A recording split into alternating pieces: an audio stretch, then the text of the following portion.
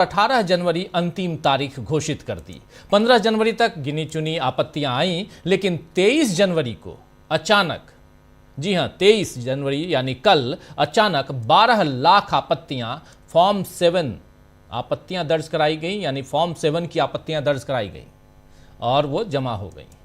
कांग्रेस का आरोप है कि चुनाव आयोग ने इसमें विशेष जाति वर्ग क्षेत्र को निशाना बनाने के लिए नियमों को ताक पर रखकर एक ही व्यक्ति के नाम से दर्जनों आपत्तियां दर्ज कराई हैं।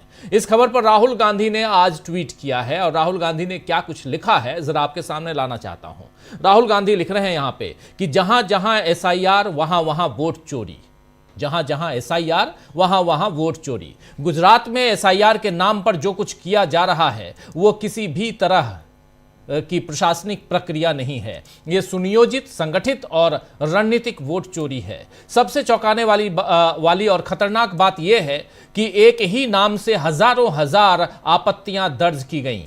चुन चुनकर खास वर्गों और कांग्रेस समर्थक बूथों के वोट काटे गए। जहां बीजेपी को हार दिखती है वहां मतदाता ही सिस्टम से गायब कर दिए जाते हैं। यही पैटर्न आलंद में दिखा, यही राजूरा में हुआ और अब वही ब्लूप्रिंट गुजरात, राजस्थान और हर उस राज्य में लागू किया जा रहा है जहां एसआईआर थोपा गया। एसआईआर को एक व्यक्ति एक वोट के संवैधानिक अधिकार को खत्म करने के हथियार में बदल दिया गया है ताकि जनता नहीं बीजेपी तय करे कि सत्ता में कौन रहेगा। और सबसे गंभीर सच्चाई यह है कि चुनाव आयोग अब लोकतंत्र की रक्षक नहीं बल्कि इस वोट चोरी की साजिश का मुख्य सहभागी बन चुका है। तो राहुल गांधी ने एक बार फिर चुनाव आयोग पर हमला किया है। अब देखना है कि इन आरोपों पर भी चुनाव आयोग क्या राहुल से हलफनामा मांगता है या बीजेपी फिर चुनाव आयोग का बचाव करने सामने आती है। हालांकि इस पर कांग्रेस पार्टी ने आज एक प्रेस कॉन्फ्रेंस भी की। पवन खेड़ा ने इसी मसले पर प्रेस कॉन्फ्रेंस की, उसको भी हम उसके कुछ अंश को आप तक पहुंचाएंगे थोड़ी देर बाद। लेकिन थोड़ा अब बिहार की तरफ चलते हैं। इधर बिहार चुनाव के बाद आज पहली बार बड़ी सभा में तेजस्वी यादव ने भी इसी वोट चोरी और सिस्टम में धांधली का आरोप लगाया है। कर्पूरी ठाकुर की जयंती थी आज और इस जयंती पर बोलते हुए तेजस्वी यादव ने कहा है कि हम कमजोर नहीं हैं, हमारा समय कमजोर है, समय बदलेगा और बिहार में गरीब राज करेगा। तेजस्वी यादव ने कहा है कि जननायक कर्पूरी ठाकुर कभी अन्याय के सामने नहीं झुके और लालू प्रसाद यादव भी बीमारी के बावजूद अपने सिद्धांतों पर अडिग हैं। कर्पूरी और लालू की तरह तेजस्वी यादव भी नहीं झुकेगा, लड़ेंगे और लड़कर ही जीतेंगे। तेजस्वी यादव ने यह भी कहा है कि चुनाव में पूरा सिस्टम उनके खिलाफ था, इसके बावजूद राजद यानी राष्ट्रीय जनता दल को 1,90,00,000 वोट मिले। उन्होंने यह भी दावा किया है कि करीब 60% जनता ने सरकार के खिलाफ मतदान किया, जो यह साफ दिखाता है कि बिहार की जनता बदलाव चाहती थी। वहीं तेजस्वी यादव ने मीडिया पर भी हमला बोलते हुए कहा है कि प्रोपेगेंडा फैलाया जा रहा है और पार्टी के भीतर भी कुछ लोग इसी तरह का रवैया अपनाए हुए हैं। और तेजस्वी यादव ने यह भी कहा है कि वो निराश होकर बैठने वाले नहीं हैं और सदन से लेकर सड़क तक जनता की आवाज उठाते रहेंगे। सुन लेते हैं जरा क्या कह रहे हैं यहां पर तेजस्वी यादव, सुनिए। बजट सत्र शुरू होगा, पार्लियामेंट भी चलेगा, उसके बाद हर जिले का हम लोग कार्यक्रम बना करके घूम करके हम लोग जो है नया मजबूत संगठन जो है बूथ वाइज जो है हम लोग बनाने का काम करें। तो आप सब लोग बड़े देर से आप लोग यहाँ हैं, आप सब लोगों को धन्यवाद देते हैं। और परसों हमको लगता है कि रिपब्लिक डे भी है, उसकी भी आप लोगों को शुभकामनाएं हैं। बस एकदम लगे रहिए, अन्याय के खिलाफ लड़िए। तेजस्वी यादव जिंदाबाद, तेजस्वी यादव जिंदाबाद, हर जोर जुलूम के टक्कर में बस नारा तक ही सीमित नहीं रहना है। तो हम लोग सब लोग मजबूत हैं, हम लोग कमज़ोर नहीं, हमारा समय कमज़ोर है। समय आएगा जब बिहार में गरीब राज करेगा। तो आप सब लोगों का इस अवसर पर आने के लिए आप लोगों का दिल से धन्यवाद देते हैं। कर्पूरी ठाकुर जी अमर रहे। जय हिंद। तो सुन रहे थे आप, यहाँ पे साफ साफ कह रहे हैं अखिलेश तेजस्वी यादव कि समय हमारा कमज़ोर है, हम लोग कमज़ोर नहीं हैं, समय आएगा तो गरीब राज करेगा। ये साफ साफ यहाँ बता रहे थे। उन्होंने सरकार को 100 दिन का समय देने की भी बात कही है और ये कहते हुए बोला कि वो सिर्फ सरकार की घोषणाओं को पूरा करने की मांग करेंगे। तो बिहार में नीतीश सरकार को अभी तेजस्वी ने 100 दिन का वक्त दिया है। हालांकि बिहार से कई ऐसी खबरें हाल फिलहाल में आई हैं जो नीतीश के कमजोर शासन को दिखा रही हैं। वैसे बिहार तो बीजेपी ने जीत लिया, लेकिन क्या अगले साल होने वाले उत्तर प्रदेश चुनाव में बीजेपी अपनी सत्ता कायम रख पाएगी? लोकसभा चुनाव में तो बीजेपी को बड़ा झटका वहां की जनता ने दिया था और खासकर आपने देखा कि अयोध्या में भी बीजेपी नहीं जीत पाई थी, हार गई थी, जहां पर राम नाम का माला वो जपते हुए इस चुनाव को पूरे उत्तर प्रदेश में लड़ रही थी और अयोध्या उसका एपिसेंटर था, लेकिन वहां भी नहीं जीत पाई। झटका यहां पर जनता ने दिया, अयोध्या तक वहां की जनता ने हरा दिया था। अब फिर से हिंदू धर्म के लोग बीजेपी से आहत महसूस कर रहे हैं, क्योंकि शंकराचार्य अभी मुक्तेश्वरानंद महाराज के साथ बीजेपी का सलूक किसी को पसंद नहीं आ रहा है।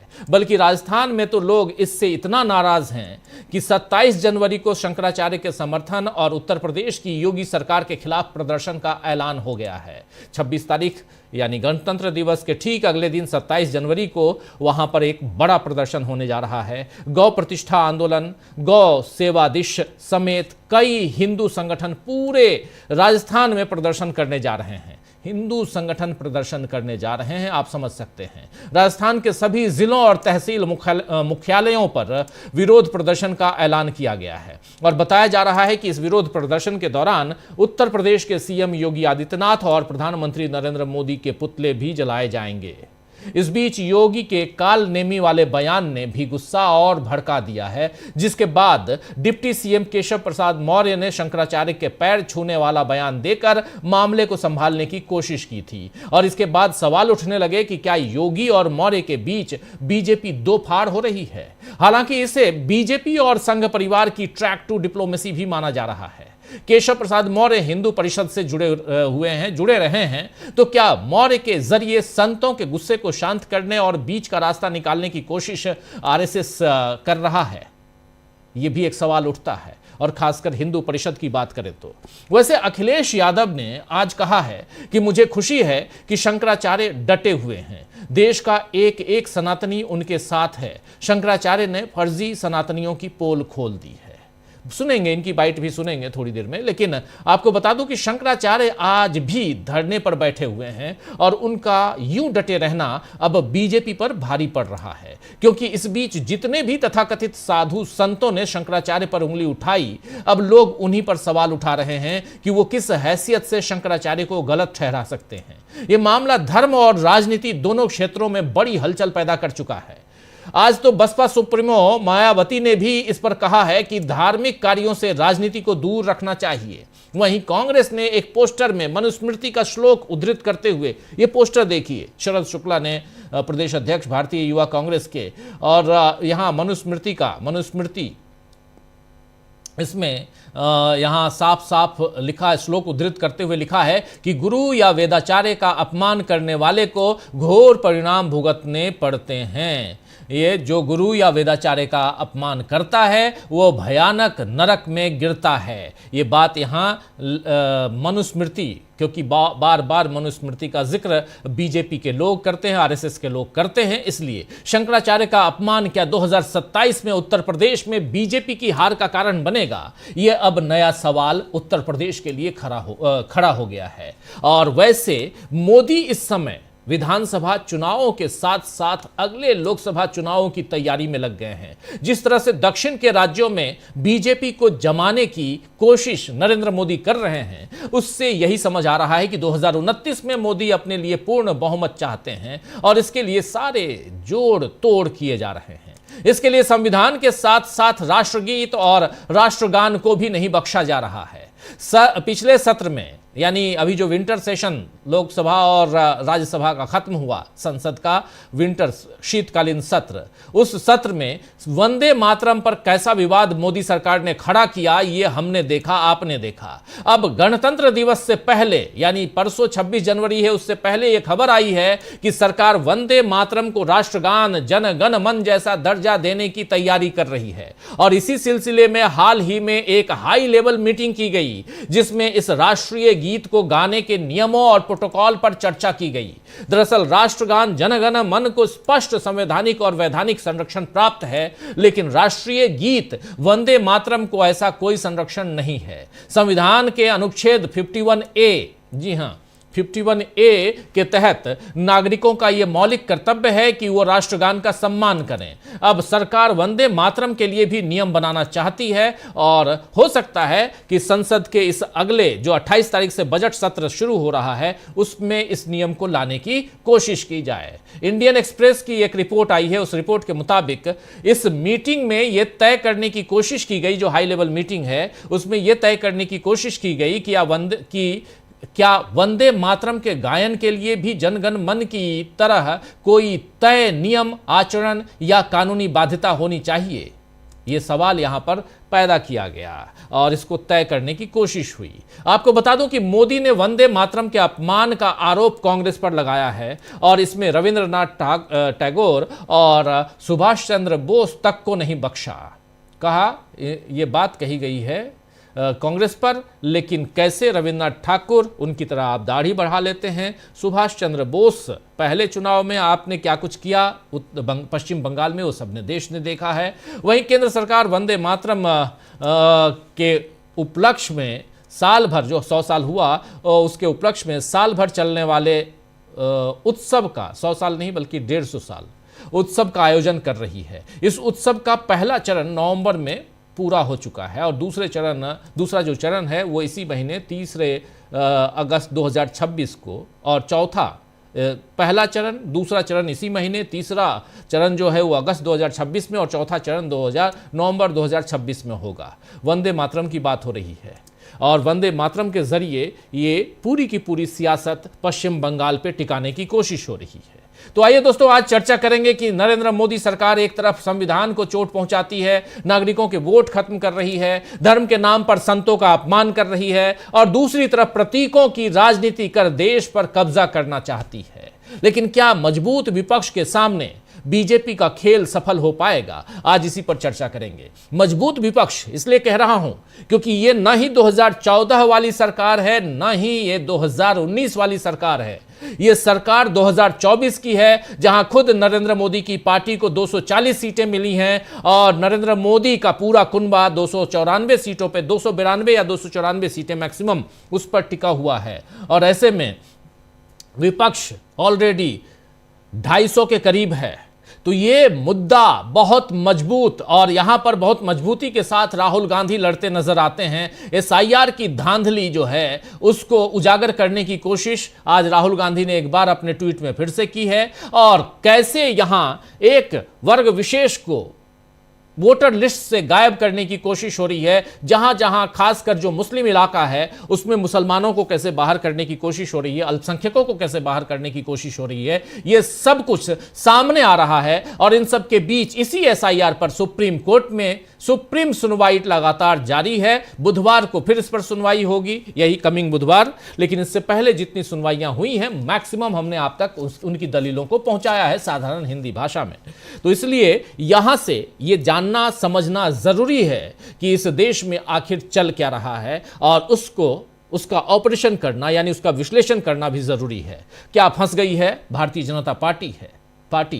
एसआईआर पर सवाल क्यों उठ रहे हैं और शंकराचार्य पर कैसे बवाल बढ़ रहा है? इन सब की चर्चा करते हैं। हमारे साथ कुछ वरिष्ठ साथी जुड़े हुए हैं, उन सबसे पहले आपका परिचय करवाता हूं, फिर आगे बढ़ते हैं। जरा स्क्रीन पर हमारे तमाम देखिए 4 वरिष्ठ साथी हमारे साथ जुड़े हुए हैं। अंशु नेथानी जी आज हमारे साथ हैं। अंशु जी आपका स्वागत है इस कार्यक्रम में। अमलेंदु जी हमारे साथ हैं, प्रशांत टंडन जी हैं और संजय जी हमारे साथ जुड़े हुए हैं। आप चारों का स्वागत इस्तकबाल आप तमाम दोस्त साथी शुभचिंतक आप सबका जो अब तक जुड़ चुके हैं उनका भी, जो जुड़ने वाले हैं उनका भी। प्रशांत जी सबसे पहले आपके पास आना चाहता हूं। प्रशांत जी, नरेंद्र मोदी दक्षिण कर रहे हैं अब आजकल, दक्षिण भारत, दक्षिण भारत, उत्तर भारत में बवाल मचा हुआ है। दक्षिण भारत का रुख क्यों कर रहे हैं, यहीं से शुरुआत करते हैं। और जब उत्तर भारत की बात करेंगे, ये तमाम चीजें समेट लेंगे आप, मैं जानता हूं, जिसमें शंकराचार्य भी हैं, जिसमें SIR भी है, जिसमें उत्तर प्रदेश भी है और उत्तर भारतीय वोटर्स भी हैं, और पश्चिम बंगाल, असम, यहां से शुरुआत, लेकिन दक्षिण दक्षिण कर रहे हैं, नगरी नगरी द्वारे द्वारे घूम रहे हैं। क्यों आखिर? जी देखिए, शंकराचार्य का जो मुद्दा है वो बीजेपी की अंदरूनी दिल्ली और लखनऊ खींचतान का मामला है, उस पर मैं बात करूंगा। लेकिन देखिए, दो बहुत महत्वपूर्ण बातें हैं। एक SIR, और जो राहुल गांधी ने डिटेल आरोप लगाए हैं और वो लगातार बोल रहे हैं इस पे, और दूसरा कि नरेंद्र मोदी अचानक, आप देखिए कि पश्चिम बंगाल और जहां अगले साल भी चुनाव है, या 6 महीने बाद या 8 महीने बाद चुनाव है, वहां भी अब वो उद्घाटन और हरी झंडी का सिलसिला उन्होंने चालू कर दिया है। और दक्षिण भारत में खासकर, दक्षिण भारत में एक और चीज हमने देखी कि लगातार 3 गवर्नर ने असेंबली में मुख्यमंत्री का या सरकार का लिखा हुआ बयान पढ़ने से मना कर दिया। तो ये दक्षिण भारत क्यों हो रहा है ऐसा? SIR क्या है? ये आखिरी कोशिश है, और इसको मैं थोड़ा सा डेटा जो है, डेटा के माध्यम से समझाता हूं कि क्यों मोदी जी परेशान हैं। देखिए, डेटा एनालिस्ट है अजय प्रकाश जी, उन्होंने रिसर्च किया है। उनके रिसर्च की कुछ बातें मैं रखना चाहता हूं यहाँ पे। आप देखिए कि लगातार बीजेपी जो है, बीजेपी का और कांग्रेस का ग्राफ कहाँ जा रहा है। तो अगर 2014 के इलेक्शन से आप देखिएगा तो बीजेपी का ग्राफ लगातार जो जिसको कहा जाए कि सीट एफिशिएंसी परसेंटेज के वोट के हिसाब से, वो सीट एफिशिएंसी बीजेपी की लगातार गिर रही है। पिछली बार अभी 2024 में बीजेपी को 36.6% वोट मिला। सीटें बीजेपी सबसे ज्यादा लड़ी थी इस बार, 441 सीटें पे। तो बीजेपी को 2019 में जब 303 सीटें आई थी तब 37% वोट मिला था, लेकिन वो 37% 436 सीटों में मिला था। सीटें बढ़ी, वोट शेयर घटा।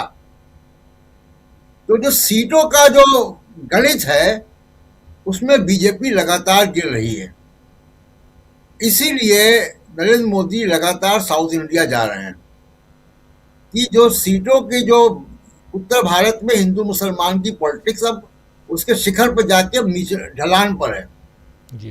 ढलान पर ना होती तो अयोध्या नहीं हारते, ढलान पर ना होती तो 65 से 33 ना हो जाते उत्तर प्रदेश में। तो वो ढलान पे हैं, तो वो नया इलाके ढूंढ रहे हैं। और इसी में आप अगर चुनाव के इतिहास में जाइएगा तो देखिएगा कि 77 में जब कांग्रेस का नॉर्थ इंडिया से सुपड़ा साफ हो गया, इंदिरा गांधी खुद हार गई, तो भी 100 से ज्यादा सीटें दक्षिण भारत से आ गई। कांग्रेस के पास एक रिजर्व ज्योग्राफी है। कांग्रेस बहुत बुरी स्थिति में आई जब 44 सीटें आई, तो भी वो कांग्रेस की अधिकांश सीटें केरल से या तमिलनाडु से या पंजाब से आई, जो गैर हिंदी भाषी क्षेत्रों से आई।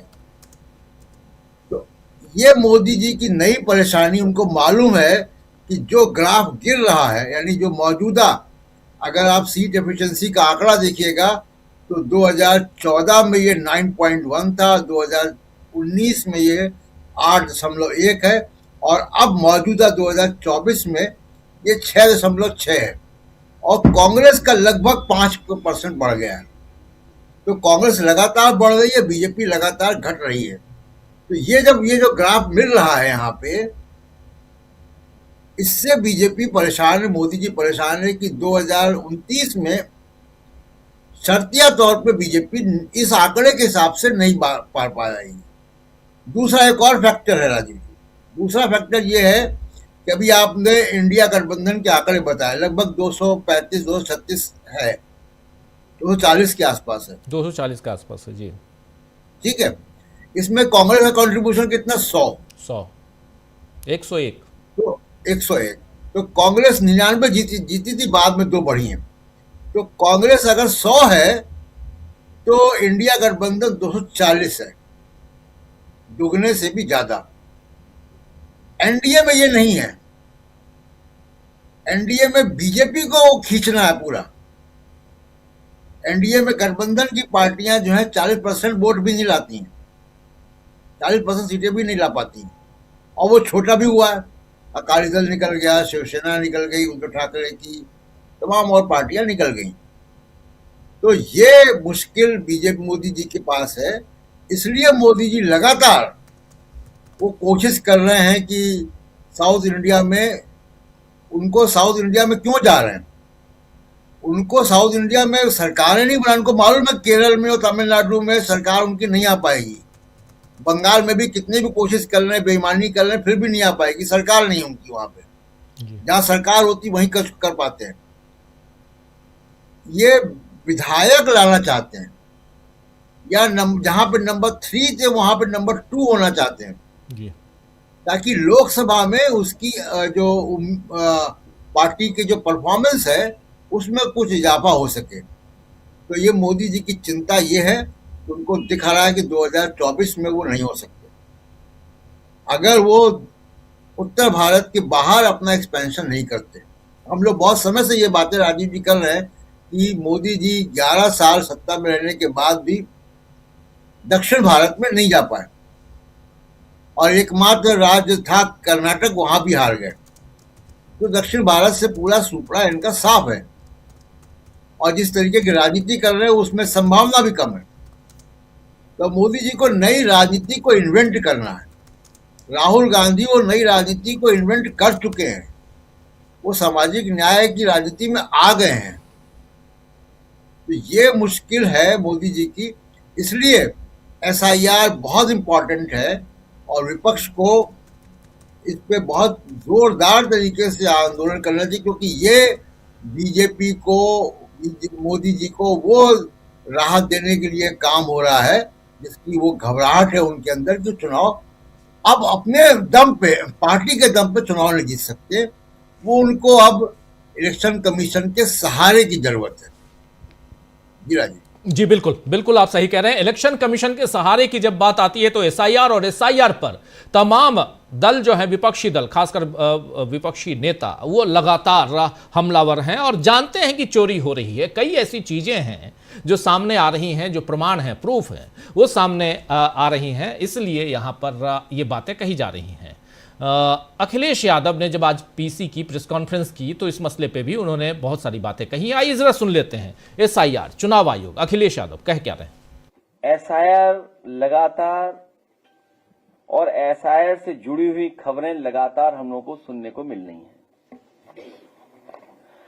एसआईआर का जो मूल मकसद था, और जो हम लोगों ने पहले दिन जब अनाउंस हुआ है एसआईआर, जो प्रेस कॉन्फ्रेंस की गई, वो यही कहा गया था कि एसआईआर के बाद वोटर लिस्ट में कोई भी कमी नहीं छूटेगी। 4 नवंबर 2025 को एसआईआर की घोषणा के समय मतदाता सूची को शुद्ध, समावेशी बनाने की बात कही गई थी। और इधर हम लोगों को देखने को मिला कि जो टर्म्स यूज कर रहा था इलेक्शन कमीशन के, मैपिंग या टेक्नोलॉजी का सहारा लेकर के, वो वोटर लिस्ट को एकदम ठीक बनाएंगे और कोई भी वोटर छूटेगा नहीं। लेकिन देखने को मिल रहा है, मैं एक ओवरऑल केवल एक कॉन्स्टिट्यूंसी का बताना चाहता हूं, ओवरऑल एक कॉन्स्टिट्यूंसी का केवल। अभी अगर एक कॉन्स्टिट्यूंसी में ये चीजें देखने को मिल रही हैं तो सोचिए पूरे प्रदेश में, और जिस तरह की तैयारी है इनकी अधिकारियों के माध्यम से, क्योंकि सरकार अधिकारियों से मिलकर के, और क्योंकि इलेक्शन कमीशन भी निष्पक्ष नहीं है, जो कॉन्स्टिट्यूशनल बॉडी है उसकी जिम्मेदारी बनती है कि इस समय पर जहां भेदभाव हो रहा हो, जहां कई बार ऐसी घटनाएं मिल रही जहां पर सरकार अपनी मनमर्जी से काम करा लेती है। और फिर जब बाई इलेक्शन में हम लोगों ने देखा था कि पूरा का पूरा बाई इलेक्शन में वोट लूटा गया था। तो एसआईआर पर अंशु जी, यहाँ एसआईआर बहुत महत्वपूर्ण चैप्टर है और जो बार बार यहाँ ओपन होते हुए हम देखते हैं, ये चैप्टर खुलता है और उसमें से बहुत सारी ऐसी चीज़ें, हर बार कुछ ना कुछ नई चीज़ें आती हैं और नई चीज़ें क्या होती हैं, इसमें सुधार की कोई बात नहीं आती सामने। बात सिर्फ और सिर्फ आती है किसी न किसी गड़बड़ी की, किसी न किसी घोटाले की बू आती है, गड़बड़ी की तरफ अंदेशा, उसका प्रूफ मिलता है, जिसमें आज राहुल गांधी ने जो बातें बताई हैं और ख़ासकर गुजरात में 15 तारीख को कुछ भी नहीं और 23 तारीख को बहुत कुछ, एक साथ 12 लाख फॉर्म 7 और एक आदमी के नाम पे दर्जनों, यानी एक आपत्तिकर्ता दर्जनों वो कर रहा है, दर्जनों लोगों के ऊपर आपत्ति कर रहा है, जता रहा है। और ये जो दर्जनों लोग हैं ये अल्पसंख्यक समुदाय से हैं, एक वर्ग विशेष से हैं। यहां पर सब कुछ, और यही बात यहां तेजस्वी यादव कह रहे हैं, यही बात अखिलेश यादव कह रहे हैं, यही बात राहुल गांधी कह रहे हैं। जरा ये समझना चाहता हूं आपके जरिए कि क्या जो अभी प्रशांत टंडन जी कह रहे थे कि नरेंद्र मोदी दक्षिण की तरफ भी रुख कर रहे हैं, दक्षिण में भी एसआईआर हो रहा है, दक्षिण के राज्य और खासकर जो चुनावी राज्य हैं, केरल है, तमिलनाडु है, पुदुचेरी है, इन सब में करवाया जा रहा है, गोवा में भी करवाया जा रहा है जिसमें अगले साल चुनाव होना है, सब जगह एसआईआर। ये एसआईआर जो हथियार है अभी आज की तारीख में नरेंद्र मोदी का, क्या इसके जरिए जीत हासिल करना ही मात्र उद्देश्य है या जनगण मन जैसे, जो जनगण मन की जगह राष्ट्रगान की जगह राष्ट्रगीत को उसी ढंग से उसी पोजीशन पर लाने की जो कोशिश है, इसमें कोई बुराई नहीं है, हम इसकी आलोचना नहीं कर रहे हैं, आप लेके आइए। समय बहुत महत्वपूर्ण है। रविन्द्रनाथ टैगोर, सुभाष चंद्र बोस, अब बंकिम चट्टोपाध्याय, ये सब आप लेके, इन सब के जरिए क्या आप पश्चिम बंगाल की सियासत को साध पाएंगे, ये बड़ा सवाल है और इसमें जनता उलझ रही है, इसलिए यहां पर यह सवाल पैदा होता है। इस उलझन को थोड़ा सा सुलझाने की कोशिश कीजिए कि इस सियासत में, नरेंद्र मोदी की सियासत में आखिर चल क्या रहा है और इन सब के बीच थोड़ा सा, और इसमें एक बात और जोड़ दे रहा हूं, धर्म की चाशनी, और जिसमें आप कह ये रहे हैं कि हम तो भाई हिंदू हृदय सम्राट हैं, लेकिन हिंदू हृदय सम्राट हैं तो हिंदू धर्म का ही शंकराचार्य, उससे आप प्रमाण मांग रहे हैं। कल संजय सिंह ने सही कहा, परसों संजय सिंह उनके पास गए, बोले जो अपना प्रमाण पत्र नहीं दे सकता वो आपसे शंकराचार्य का प्रमाण पत्र दे रहा है। ताज्जुब है, ये बात कह रहे हैं अपोजिशन के नेता। आपकी टिप्पणी। राजीव जी, अब तो बात ये हो गई है कि बीजेपी के अलावा पूरे देश को ये साबित करना है कि वो कौन है। आपको साबित करना है कि आप राजीव रंजन हैं, मुझे साबित करना है कि मैं अंशु नैथानी हूं, शंकराचार्य को साबित करना है कि वो शंकराचार्य हैं, और वोटर को साबित करना है कि वो वोटर हैं। मतलब हर किसी को यहाँ पर साबित करना है कि वो कौन है, और इसका टेस्ट जो है वो पूरा बीजेपी लेगी और सरकार लेगी। लेकिन सरकार को अपनी किन्हीं बातों का कोई जवाब नहीं देना है, उनको नहीं बताना है कि वो कैसे, उनकी डिग्री क्या है या फिर उनके आंकड़े क्या है। आईएमएफ उनको ग्रेड सी देता है तो उसकी वजह क्या है, आप आंकड़ों को इतना उलझाते क्यों हैं, सब बातें आपकी गलत क्यों होती हैं। और जो अब तो आपका जैसे कहा जाए जो तुरुप का पत्ता है, धर्म नाम की जो अफीम है, वो भी अब फेल होता दिखाई दे रहा है। जो हिंदू ही हैं, जो उनके वोटर्स हैं, उन्हें ही अब ये यकीन करना मुश्किल होता जा रहा है, क्या ये वाकई ये पार्टी हिंदुओं की पार्टी है। बहुत से ऐसे वोटर्स हैं, हमने देखा कि जो लगातार बीजेपी पर अब आरोप लगा रहे हैं, चाहे वो बनारस में दाल मंडी के जो है वोटर्स हैं, वहां रहने वाले लोग हैं, वो तो साफ साफ पर मैं देख रही थी एक टीवी कार्यक्रम में कई लोग बोल रहे थे कि हमारे सांसद हैं मोदी जी, हमने खुद कमल को चुना और बड़े खुश थे, लेकिन आज हम बहुत दुखी हैं कि हमने क्यों कमल को चुना, क्यों बीजेपी को चुना। हम हाथ जोड़ के प्रार्थना कर रहे हैं मोदी जी से कि कभी दाल मंडी की तरफ भी देख लें, क्या बर्बादी यहाँ पर की जा रही है।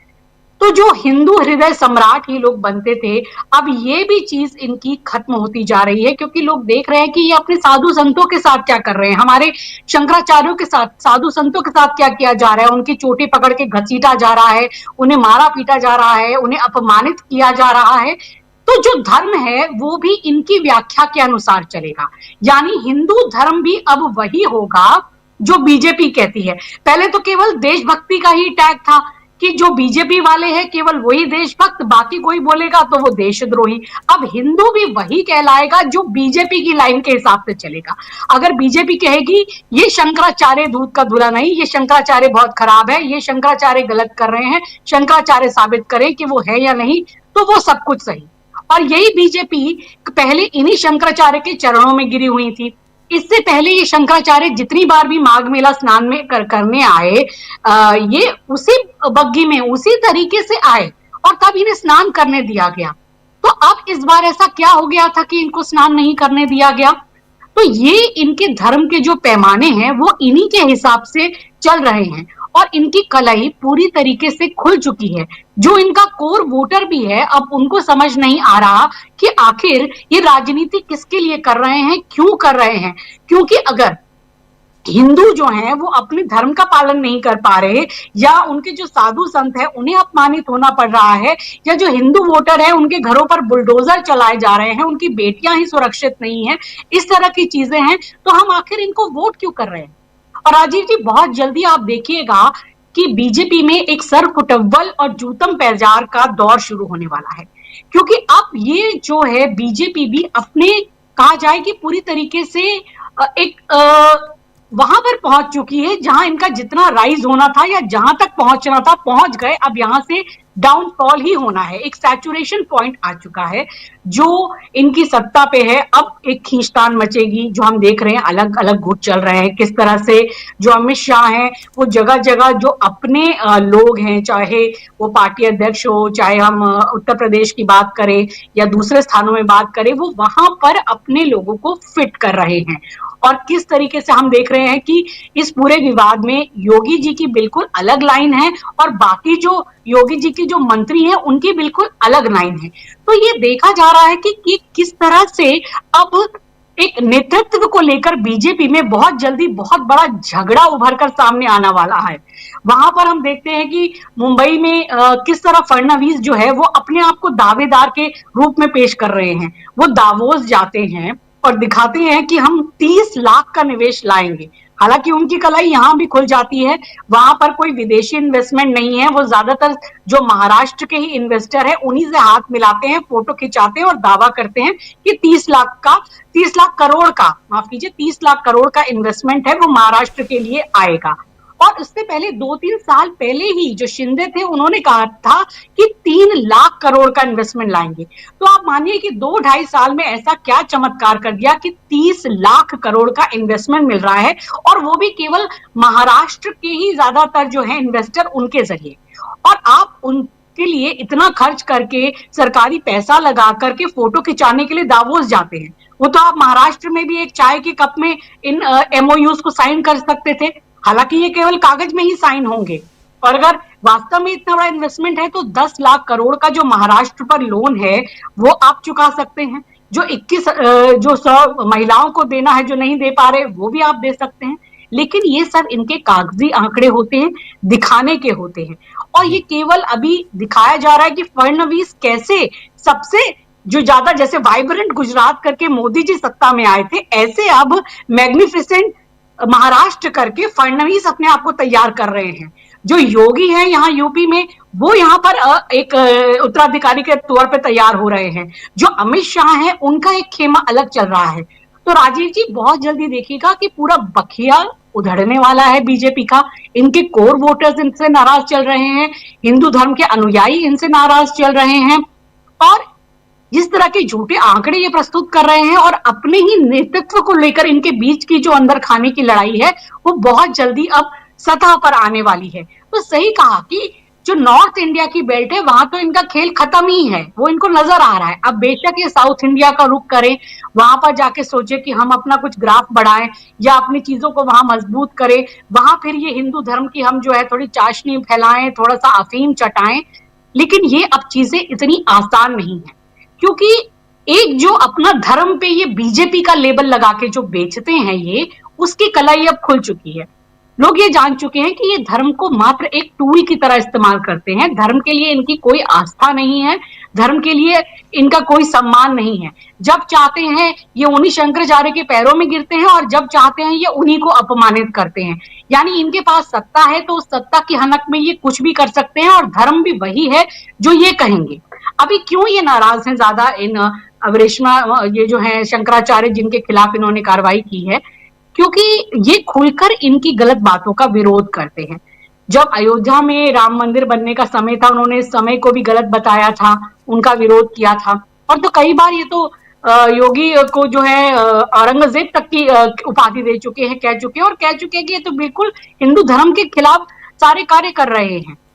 तो ये जब देख रहे हैं कि ये संत, उनको इनसे मतलब नहीं कि ये शंकराचार्य हैं और ये हिंदू धर्म के इतने प्रतिष्ठा का प्रतिनिधित्व करते हैं, और बाकी शंकराचार्य भी इस बात पे कह रहे हैं कि माफी मांग लेनी चाहिए या गलत किया, पर इनकी जो हनक है सत्ता की, या जिनको लगता है कि जो हम बता रहे हैं धर्म के बारे में वही सही है और ये शंकराचार्य तक गलत है, इनको नोटिस भिजवा रहे हैं और इन्हें साबित करने के लिए कहा जा रहा है। तो जो इनका भी कोर वोटर है वो भी धीरे धीरे ये समझ रहा है कि ये कैसे गलत चीजों को फैला रहे हैं। चाहे हमारी विदेश नीति की बात हो, चाहे हमारे पर कैपिटा जो है वो इनकम की बात हो, या फिर बेरोजगारी की बात हो, लोग हर चीज में इसको महसूस कर रहे हैं कि जो सही काम है वो नहीं हो रहे। आज क्या बात होनी चाहिए थी, भले ही ये दावोस में गए हों और इतने बड़े बड़े आंकड़ों की बात कर रहे हो, लेकिन गीता गोपीनाथ जी ने जिस तरीके से उसकी कलई खोलकर रख दी, और ये केवल एक छोटी सी बीच में रील काट कर दिखाते हैं उनकी कि जो है कि तीसरी सबसे बड़ी इकोनॉमी बनेगी, लेकिन कैसे वो जो कह रही है आगे की बात वो नहीं सुनते हैं। प्रदूषण का ये हाल है कि जिससे आपका इतना वर्क फोर्स लॉस हो रहा है, जिससे आपके यहाँ पर कोई इन्वेस्टर कोई काम करने को तैयार नहीं है। कितने बड़ी बड़ी कंपनीज के सीईओ, अभी हाल ही में एक बहुत बड़ी फार्मा कंपनी के सीईओ ने इस्तीफा दे दिया कि मैं दिल्ली जैसे शहर में काम नहीं कर सकता हूं।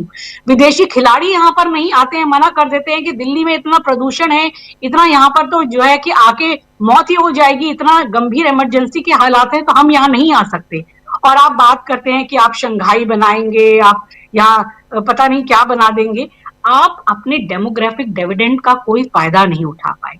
गीता गोपीनाथ ने बिल्कुल स्पष्ट किया कि इस हालत में जो बहुत मुश्किल है कि भारत वो तरक्की कर पाए जो चाइना ने की है, या फिर जो दूसरे देश कर रहे हैं, कि जो प्रदूषण इतनी बड़ी समस्या है, हमने अपने डेमोग्राफिक डिविडेंड का कोई फायदा नहीं उठाया, बेरोजगारी इतने चरम पर है, और जो हम अपने आंकड़े हैं उनको हम छुपाते हैं। और यही चीज एसआईआर में हो रही है। एसआईआर में भी जो वोटर्स का अधिकार वो छीना जा रहा है, हर जगह यही हो रहा है। अभी देख रहे थे कि अभिषेक बैनर्जी ने साफ तौर पर दिखाया कि किस तरह से पंचायतों में, गांव में उन्होंने दिखाया कि 242 वोटर्स को मृत दिखा दिया गया, जबकि वो जिंदा है और वो चीख चीख के बता रहे हैं। ये तो सब जगह ये चीजें दिखाई जा रही हैं, सामने सबूत है। केवल राहुल गांधी तो शुरू से ही बता रहे हैं। राहुल गांधी ने जब शुरू में भी बातें बताई, पर ये का कोई जवाब देना इनको जरूरी लगता है। चुनाव आयोग का क्या कहा जाए, मतलब बीजेपी चुनाव आयोग नहीं, मतलब बेशर्म चुनाव आयोग की तरह ये काम कर रहे हैं, कोई जवाब नहीं देते। राहुल गांधी ने तो जब वो ब्राजीलियन मॉडल की भी फोटो दिखाई थी, उसके ऊपर भी ये कोई जवाब नहीं दे पाए कि 22 जगह कैसे उनकी फोटो आ रही है, उनका नाम आ रहा है। और एसआईआर में हर जगह डिलीशन और एडिशन का ही खेल चल रहा है। जो ऑपोजिशन पार्टी के वोटर्स हैं उनको काटा जा रहा है और अपने हिसाब के वोटर्स वहां पर घुसाए जा रहे हैं। तो ये एसआईआर ये शुद्धिकरण नहीं है, ये किसी भी सूची का। जो ये एसआईआर है वो बीजेपी के फायदे के लिए, उनके चुनाव जीतने की एक कड़ी है, उसको जस्टिफाई करने का है। तो अभी ये सभी तरीके से चीजें जैसे जाहिर होती जा रही हैं, एक एक करके इनका सारी चीजें सामने आ रही हैं, तो अब लोग भी इसको समझ रहे हैं कि ये सारी गलत चीजें हैं। और बहुत जल्दी बड़े स्तर पर लोग जैसे अब इनकी हर बात का विरोध करने लगे हैं। जब भी कुछ ऐसा होता है तो आप देखेंगे कि धीरे धीरे ये विरोध और बढ़ेंगे।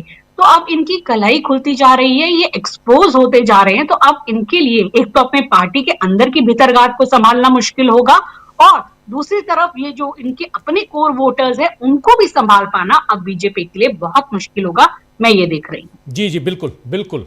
आप सही कह रही हैं कि जो अभी हो रहा है, और खासकर उत्तर प्रदेश में स्वामी अभिमुक्तेश्वरानंद का आज 7वां दिन धरना प्रदर्शन का, और अनशन पे बैठे हुए हैं, तबीयत उनकी बिगड़ रही है, लेकिन फिर भी यहाँ कोशिश उनकी यही है कि वो अपनी ज़िद पर जो अड़े हैं वो उनकी मांग पूरी हो। और मांग उनकी बहुत साधारण सी है कि वहाँ के जो अधिकारी हैं, मेला के अधिकारी, वो माफ़ी मांगें और ससम्मान स्नान करवाकर इस अनशन को तोड़वाएं। बस इतनी सी मांग है और कोई मांग नहीं। हमारे साथ सुनील शुक्ला जी भी जुड़ गए हैं। सुनील जी, आपका स्वागत है इस कार्यक्रम में।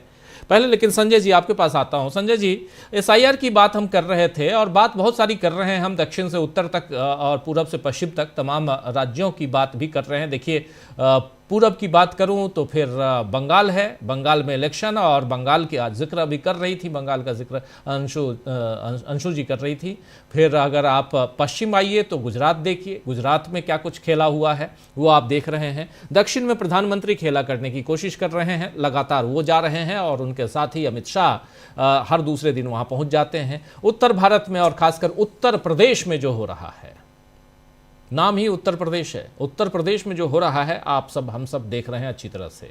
स्वामी अभिमुक्तेश्वरानंद के बहाने कुछ लोग अपनी ही पार्टी में अपनी गोटी फिट करने की कोशिश भी कर रहे हैं, लेकिन इसके साथ साथ दो फाड़ भी हम देख रहे हैं यहाँ भारतीय जनता पार्टी में। ये जो दो फाड़ की कहानी है, इसको थोड़ा सा आगे बढ़ाइए संजय जी।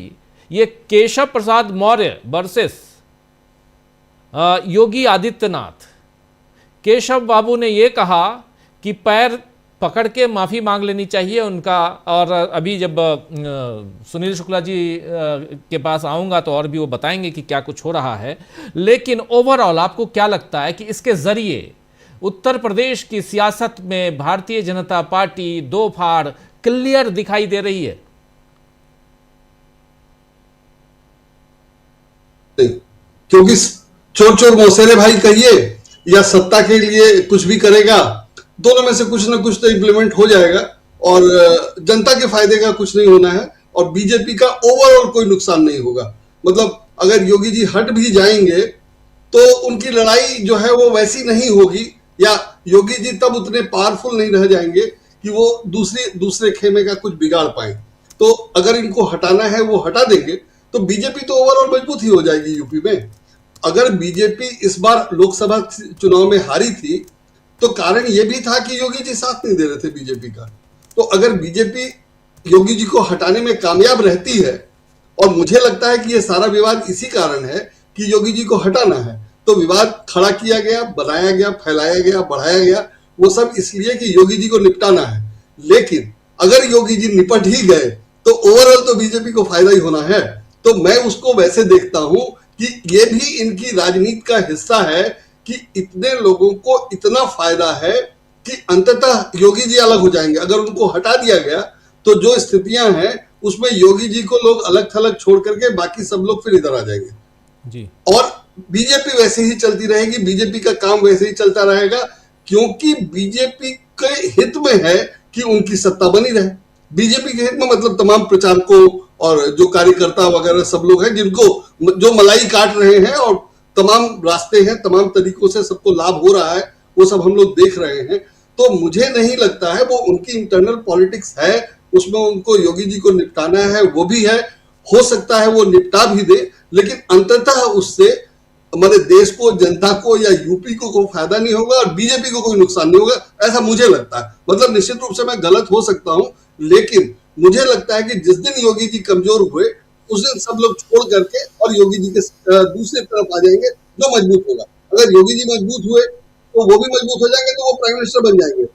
बीजेपी का कोई नुकसान नहीं होगा, बीजेपी सत्ता में रहेगी, मोदी जी हट जाएंगे, योगी जी बन जाए तो हम लोग क्या लगता है कि आपको क्या लगता है कि देश में सिर्फ और सिर्फ भारतीय जनता पार्टी की ही सरकार बनती रहेगी, प्राइम मिनिस्टर तक? जो स्थितियां हैं, जो स्थितियां हैं उसमें ये नहीं मानने का कोई कारण नहीं है। माने ठीक है, समाजवादी पार्टी है संजय जी, 240 नहीं है। नहीं, मैं आ रहा हूं उसमें। जो स्थितियां हैं उसमें बीजेपी को हिंदी पट्टी में सीटें मिल जाती थी, जीत जाती थी, लेकिन योगी जी के कारण सीटें कम, यूपी में सीटें कम हुई, जो बड़ा डेंट था, और वो सब हम लोगों ने देखा। तो अब योगी जी को निपटाना है, कैसे निपटाएंगे वो बीजेपी का, मुझे लगता है कि वो इंटरनल मैटर है, जो भी करेंगे निपटा लेंगे। लेकिन मोदी जी नेशनल लेवल पे ज्यादा इफेक्टिव है, वो दिखाई दे रहा है दक्षिण के उनके प्रयासों से और अमित शाह की कोशिश से।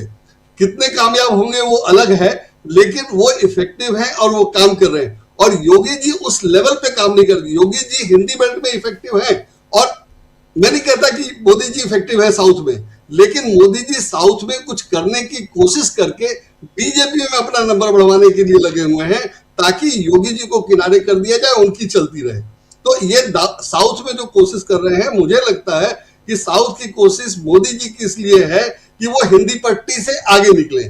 योगी जी बंगाल में या दक्षिण में हिंदी भाषियों का ही वोट ले सकते हैं, मोदी जी भी वही करेंगे मोटा मोटी, लेकिन वो कोशिश ये कर रहे हैं कि और भी कुछ वोट ला सकते हैं, और ये दिखाने बताने की कोशिश कर रहे हैं, और केरल में भी हाथ पांव मार रहे हैं वगैरह वगैरह। लेकिन जिस ढंग से योगी जी काम कर रहे हैं, उसमें वो वहां के केरल या तमिलनाडु के ज्यादातर हिंदी बोलने वाले या हिंदुओं के नाम पर जो वोट लाएंगे वो लाएंगे। लेकिन मोदी जी कोशिश कर रहे हैं कि ज्यादा लाए। हालांकि मोदी जी उसमें जो गड़बड़ करते रहे हैं या दिख जाता है, कई बार हो चुका है। मैंने बंगाल में तो कई बार दिखा, जैसे उन्होंने दादा कह दिया, और कई बार वो दिखाई देता है कि बंगाल की संस्कृति से वो बिल्कुल वाकिफ नहीं है।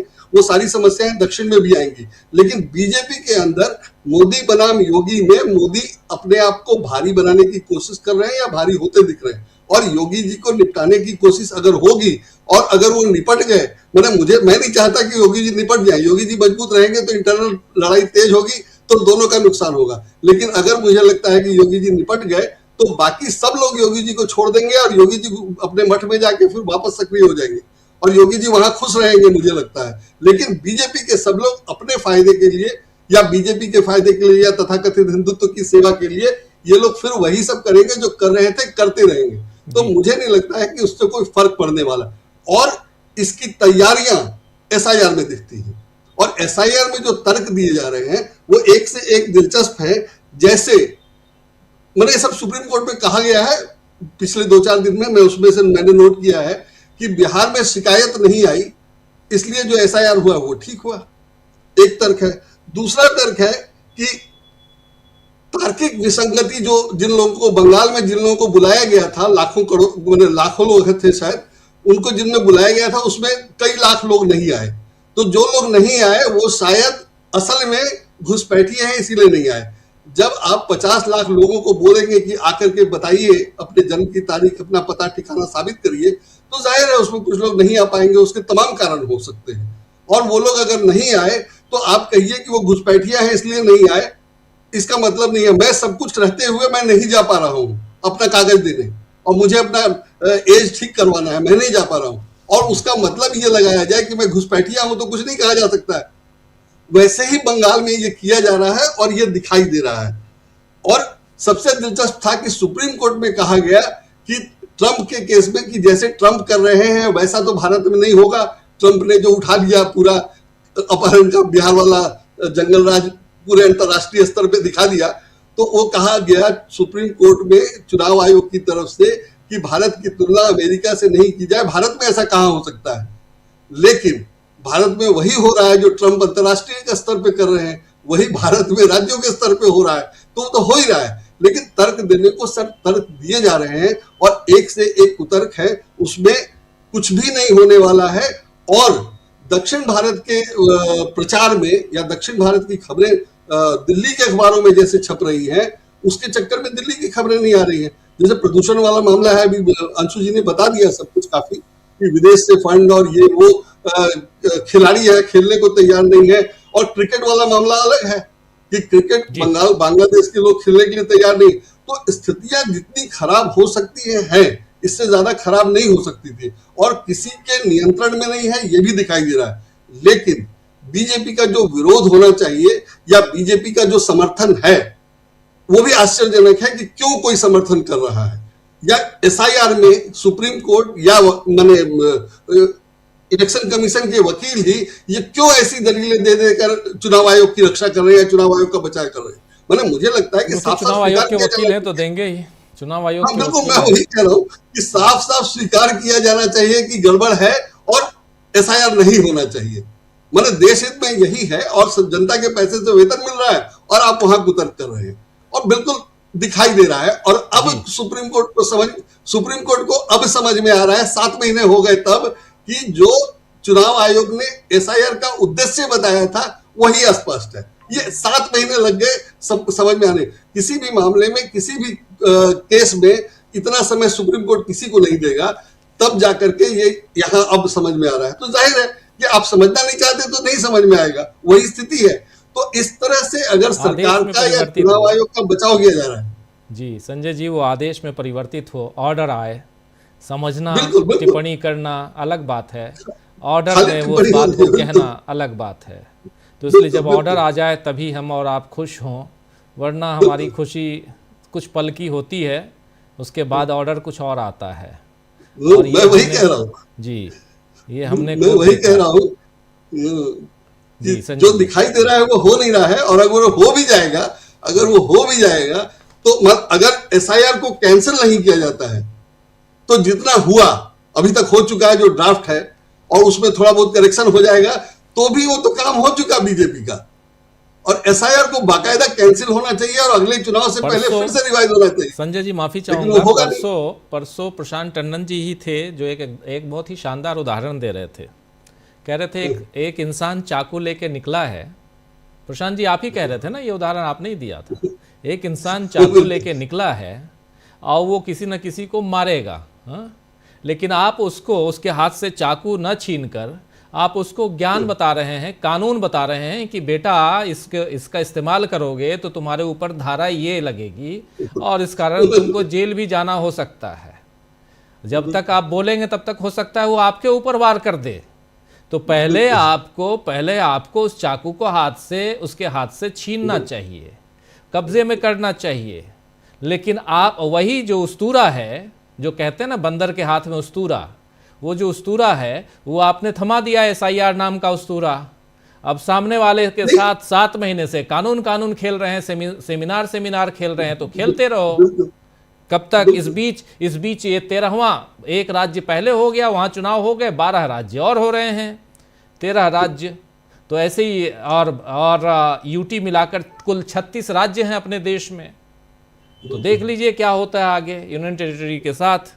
तो तब तक ये सब कुछ हो जाएगा। फैसला अभी बुधवार को एक बार सुनवाई होगी, सवाल जवाब होगा, उसके बाद फिर पूरी सुनवाई खत्म होगी, उसके बाद फैसले का इंतजार होगा, फैसला लिखा जाएगा, लिखने में 3 महीना कम से कम लगेगा। तब तक हो सकता है फेट कंपनी कहा जाता है इसको। उत्तर प्रदेश का सिर्फ चुनाव आयोग में नहीं है, वो संभल में भी दिख गया है। जी संभल में भी दिख गया है जो हो रहा है, इसलिए बहुत बुरा हाल है।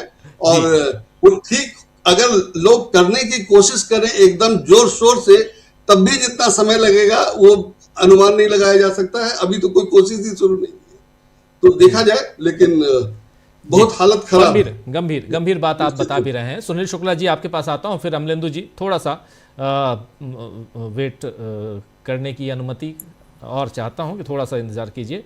आता हूं सुनील शुक्ला जी आपके पास। और सुनील जी, इसलिए बहुत गंभीर मुद्दा, और चूंकि आप वहां हैं, फर्स्ट हैंड जानकारी, आप तो स्वामी अभिमुक्तेश्वरानंद से मिल के आए, आपसे ज़रा समझना। और चूंकि आप हैं बगल में, टहलते टहलते सुबह चले जाते होंगे वॉक करते हुए, लेकिन हालत कैसी है उनकी, स्वामी अभिमुक्तेश्वरानंद की? और आज तो बताया जा रहा है, उनके जो मीडिया प्रभारी हैं वो कह रहे थे कि 10 सीसीटीवी कैमरे हाई रेजोल्यूशन के लगा दिए गए हैं, और शादी वर्दी में वहाँ पर जासूसी भी उनकी हो रही है।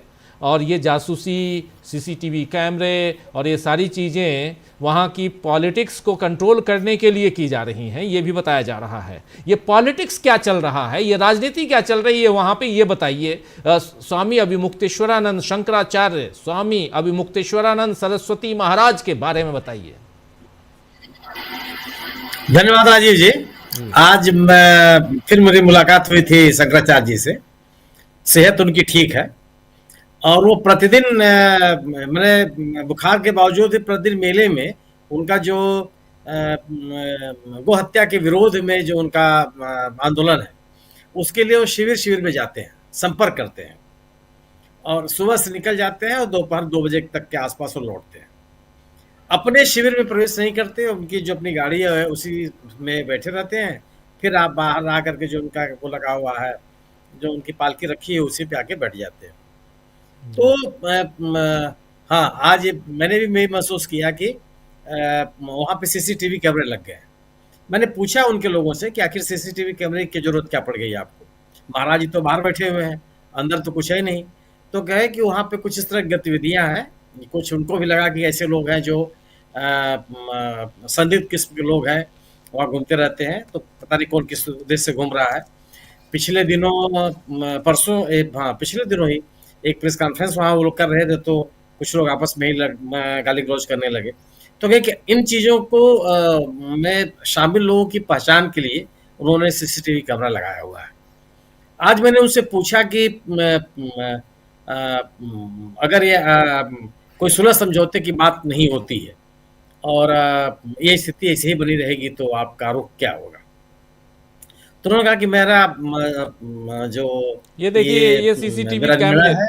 ये देखिए सीसीटीवी कैमरे जो लगे हुए हैं। जी जी जी जी, उनके कई कैमरे उनके दरवाजे पे जी, लगा जी, हुआ है, जो जी। सिर में प्रवेश करेंगे आप, ये जहाँ बैठे अलग-अलग हुए हैं एंगल वहां से, लगा जी। हुआ है, पूरा एकदम मैंने चारों तरफ से उन्होंने लगा दिया। और उन्होंने कहा कि उनके शिष्यों ने कहा कि सीसीटीवी कैमरा लगना चाहिए, तो मैंने कहा कि हाँ ठीक है, लगा लीजिए। पहले कभी नहीं लगा था, और परसों उन्होंने लगाया है, और आज भी कुछ काम का चल रहा था, लेकिन लग गया पूरा का पूरा। जी। और इसको स्वीकार किया उन्होंने कि उनके शिष्यों ने कहा है, इसलिए उनकी सहमति से लगा है। या संदिग्ध लोगों की पहचान के लिए, उनकी आगे की गतिविधियों पर निगाह रखने के लिए।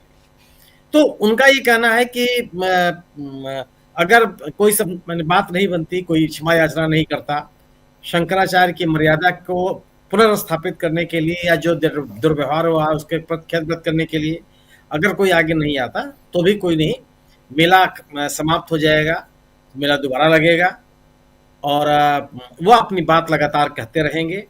और उनका ये कहना है कि उनको अपनी बात कहने के लिए जगह की कोई कमी नहीं है, वो जहाँ भी रहेंगे अपनी बात कहेंगे। बल्कि मैंने अभी पूछा कि दो तरह के बयान आपके प्रकरण में आए हैं। एक मुख्यमंत्री का बयान आया है, जिन्होंने बिना आपका नाम लिए कालनेमी की संज्ञा दी है, जो लोग सनातन के खिलाफ हैं, और दूसरा उप मुख्यमंत्री केशव प्रसाद मौर्य का बयान आया है। तो दोनों अलग अलग बयान इस मामले को सुलझाने के लिए है या आपके आंदोलन का जो नैरेटिव है उसको कमजोर करने के लिए? तो उनका ये मानना था कि इन दोनों बयानों का मेरे ऊपर कोई असर नहीं पड़ता। वो उन्होंने बड़ी नाराजगी व्यक्त की उत्तर प्रदेश सरकार की और योगी जी की, और उन्होंने ये कहा कि यह सरकार मुगलों से भी खराब सरकार है, जहां तक सनातन का संबंध है और जहां तक मंदिरों के अस्तित्व का सवाल है। और उन्होंने फिर काशी में मंदिरों के तोड़े जाने का उल्लेख किया, वाराणसी में, और कहा कि इस तरह से मंदिरों का ध्वंस कभी नहीं हुआ था या मंदिरों का अपमान कभी नहीं हुआ। तो वो पीछे झुकने के लिए तैयार नहीं है। उनका ये कहना है कि मेरा जो यह संकल्प है वह शंकराचार्य के पद की मर्यादा को बनाए रखना है। मैंने ये भी उनसे पूछा कि आपको ऐसा नहीं लगता कि आप, चूंकि यह मेला सनातन धर्मियों का है और अनुयायियों का है, तो मौनी अमावस्या जिसका आपका कहना है कि आपको स्नान नहीं करने दिया गया, और बसंत पंचमी जो कल बीती है, उन दो प्रमुख स्नान पर्वों पर आपने स्नान नहीं किया, तो इससे एक ऐसा संदेश नहीं जाता कि आप जो मर्यादा है सनातन परंपरा की उसके साथ आपने उचित व्यवहार नहीं किया? कि नहीं, यह हमारा जो यह बहिष्कार है वह शंकराचार्य पद की मर्यादा को बचाए रखने के लिए। जो शंकराचार्य के साथ जिस तरह का दुर्व्यवहार किया गया वह उसके प्रति मेरा यह रोष है। और उन्होंने भी कहा कि जो उनके साथ हुआ है वह मानवीय भूल नहीं है, एक सोची समझी साजिश है।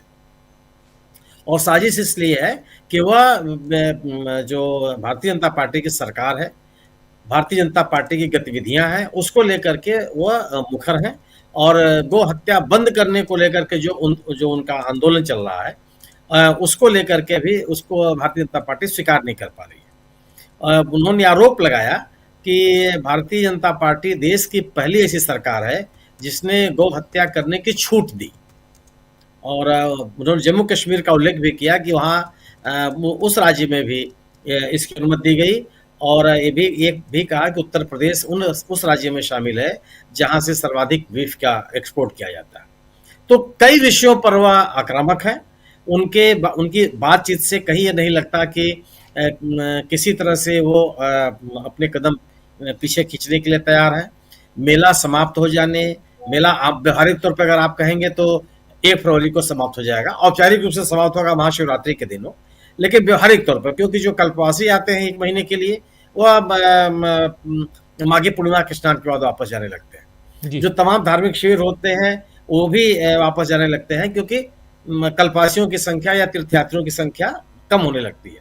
तो व्यवहारिक तौर पर मेला एक तारीख तक चलेगा, लेकिन निश्चित रूप से अधिकृत तौर पर सरकारी तौर पर यह महाशिवरात्रि तक चलेगा। और महाशिवरात्रि तक भी कई धार्मिक संस्थाएं रहती हैं और साधु महात्मा वहां रहते हैं। तो अब अधिक से अधिक यही 1 फरवरी का पहला सप्ताह, उसके बाद भी मेले के समापन के तिथि नजदीक आने के बावजूद उनका अपने उसपे कोई अपने निर्णय पर या अपने उस पर कोई अपने कदम वापस लेने का उनका कोई संकेत नहीं देते वो, बल्कि अपनी बात पे अडिग है। और वो कह रहे हैं कि वो अपनी सरकार को लेकर के अब सरकार के जो अपनी बातें हैं वो लगातार कहते रहेंगे। और आज भी मैंने देखा कि बड़ी संख्या में लोग वो उनके प्रति समर्थन व्यक्त करने के लिए आए और उसमें साधु सन्यासी भी हैं। चूंकि ये प्रतिदिन पूरे मेले में घूम रहे हैं, आप संपर्क के नाम पर ही जो उनका आंदोलन है मार्च के समय में दिल्ली जाने का, उसके संदर्भ में, तो वह जो धार्मिक संगठन है और विभिन्न साधु सन्यासियों के शिविर है उसमें भी जाते हैं। अभी तक कोई ऐसी घटना सामने नहीं आई जिसमें हो कि किसी शिविर में अभी मुक्तेश्वरानंद जी गए हों और वहां उनका विरोध हुआ हो या उनके बारे में कोई इस जो उनका निर्णय है उसके बारे में कोई निषेधात्मक बात कही गई हो। तो एक जो तनातनी की स्थिति है शंकराचार्य जी की तरफ से वह उसमें कोई शिथिलता की बात नहीं सामने आती। वो लगातार इस बात को कह रहे हैं। हालांकि उनका ये कहना है कि अब मैंने पूछा कि आप इस विवाद का पटाक्षेप कैसे हो, तो उन्होंने कहा कि जिन लोगों ने ये गलती की हो माफी मांग ले। मैं शंकराचार्य की जो मान मर्यादा है, मुझे सम्मान पूर्वक स्नान करने की अनुमति दें, ले जाके मुझे स्नान करा दें। और उन्होंने इस आरोप का भी खंडन किया कि जो बात कही जा रही है कि पालकी पे जाने का, उन्होंने कहा कि जब से वो शंकराचार्य हैं तब से वो पालकी पे ही जाते हैं स्नान करने के लिए। चाहे पिछला कुंभ में तो बाकायदे शाही स्नान की परंपरा उसमें ही गए थे वो। उसके पहले 2024 का जो माघ मेला था उसमें भी वो पालकी में ही स्नान करने के लिए गए थे। तो यह जो मुक्तेश्वरानंद जी का आक्रामक रवैया है भारतीय जनता पार्टी के लिए, मुख्यमंत्री योगी आदित्यनाथ के लिए या भारतीय जनता पार्टी के केंद्रीय नेतृत्व के लिए, उस आक्रामकता में कोई संशोधन मुझे आज दिखाई नहीं पड़ा। और वह उसी जगह पे कायम है, अपनी बात पे कायम है। और उनका ये कहना है कि वह अपने निजी किसी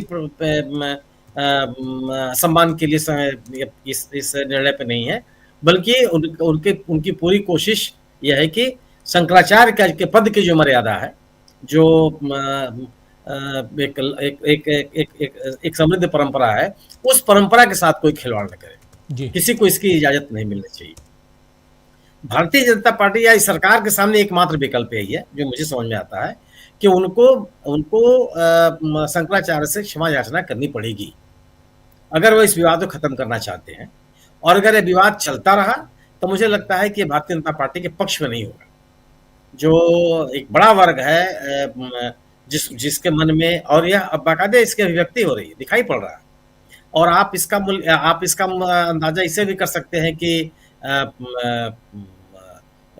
जो केशव मौर्य जी का बयान आया कि पार्टी के भीतर किस तरह का मंथन चल रहा है। जो बयान अभी आया मायावती जी का, उससे भी आप आकलन कर सकते हैं कि राजनीतिक दलों में भी इस घटनाक्रम को लेकर के किस तरह की हलचल है। तो एक जो हिंदुत्व का एजेंडा, सनातन की बात करते करते भारतीय जनता पार्टी जो अपने राजनीतिक हितों को साधना चाहती है, उस पूरे के पूरे नैरेटिव को यह मुक्तेश्वरानंद जी का जो विवाद है वो प्रभावित करता है। यह और इसके दूरगामी प्रभाव पड़ेंगे। मैं नहीं कहता कि 2017 के चुनाव तक क्या स्थिति बनेगी, लेकिन एक मेला क्षेत्र में या वहां आने वाले लोगों के मन में, या जो मेले में नहीं है बाहर भी हैं, उनके मन में भी शंकराचार्य जी के साथ जो अवमानना हुई है वो, या जो उनके साथ व्यवहार, जिस तरह का व्यवहार हुआ है, उसको लेकर के लोगों के मन में नाराजगी है। और उनके शंकराचार्य होने को लेकर के जो सवाल पैदा किया गया है, इसको लेकर के भी लोगों के मन में आक्रोश है। और युवा लोगों का ये कहना है कि ये शंकराचार्य की मर्यादा के साथ खिलवाड़ है। जी जी बिल्कुल बिल्कुल, बहुत सारी बातें वहाँ से फर्स्ट हैंड इन्फॉर्मेशन, आप चूँकि आपकी मुलाकात होती रही है और आज भी हुई है, परसों भी आपकी मुलाकात हुई थी, तो आप फर्स्ट हैंड इन्फॉर्मेशन दे ही सकते हैं। और ये इसीलिए क्योंकि इसके इर्द गिर्द एक आने वाले समय में एक तूफान जो है वो इंतज़ार कर रहा है, सियासी तूफान, ये तय मानिए। जैसा यहाँ सुनील शुक्ला जी बता रहे हैं, उस हिसाब से मैं अंदाज़ा लगा सकता हूँ कि उत्तर प्रदेश की सियासत में, ना सिर्फ उत्तर प्रदेश की सियासत में, आप देखिए कि 27 तारीख को राजस्थान में भी सियासत गरमाने वाली है। और इसी कारण राजस्थान, पूरे राजस्थान में अगर इस पर एक विरोध प्रदर्शन होगा, आंदोलन का शक्ल ये लेते हुए अगर हम देखेंगे, और धीरे धीरे ये मामला अगर और आगे बढ़ता है, चारों शंकराचार्य लगभग एक मत हैं, और ये एक मत हैं, अभी मुक्तेश्वर नंद के साथ हैं, तो इसका मतलब है कि बीजेपी बैकफुट पे है। बीजेपी क्या बीच का रास्ता यहाँ पर निकालना नहीं चाहेगी, या निकलवाना चाह रही है केशव प्रसाद मौर्य के जरिए या कुछ और लोगों के जरिए? ये सब कुछ आने वाले वक्त में साफ हो जाएगा, तब जबकि अगले साल उत्तर प्रदेश में चुनाव है।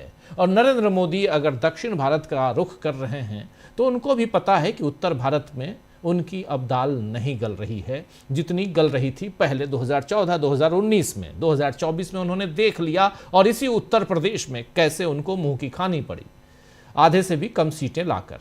तो इसलिए यहाँ पर ज़रूरी है वहाँ की सियासत को समझना। लेकिन इन सब के बीच क्या चुनाव आयोग नैया पार लगाने के लिए बिल्कुल कमर कस के यहाँ बैठा हुआ है?